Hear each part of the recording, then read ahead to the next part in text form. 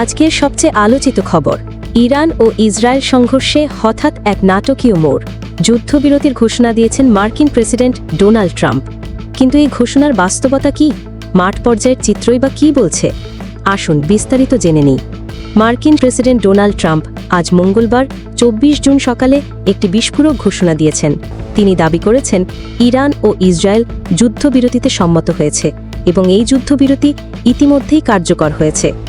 Trump তার নিজস্ব সামাজিক মাধ্যম ট্রুথ সোশ্যালে একটি পোস্টে বলেন, যুদ্ধবিরতি এখন কার্যকর, দয়া করে এটি লঙ্ঘন করবেন না। তবে ট্রাম্পের এই ঘোষণার সত্যতা এখনও আনুষ্ঠানিকভাবে নিশ্চিত করেনি ইরান কিংবা ইসরায়েল।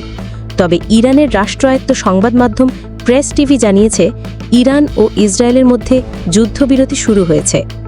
এদিকে টাইমস অফ ইসরায়েল একজন নাম প্রকাশে অনিচ্ছুক ইসরায়েলি কর্মকর্তার বরাতে জানায়, যদি সব পক্ষ যুদ্ধবিরতি মেনে চলে তাহলে সেটি কার্যকর থাকবে।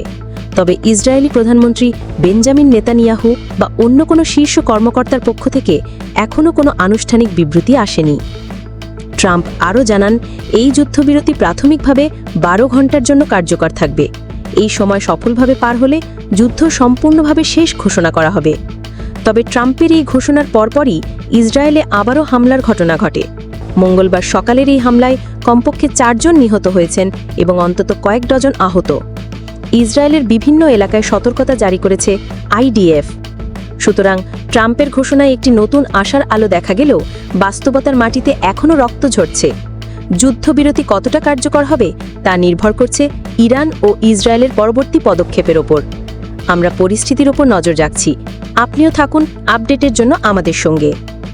এই যুদ্ধবিরতি কি টিকে থাকবে বলে আপনি মনে করেন? কমেন্টে জানান আপনার মতামত।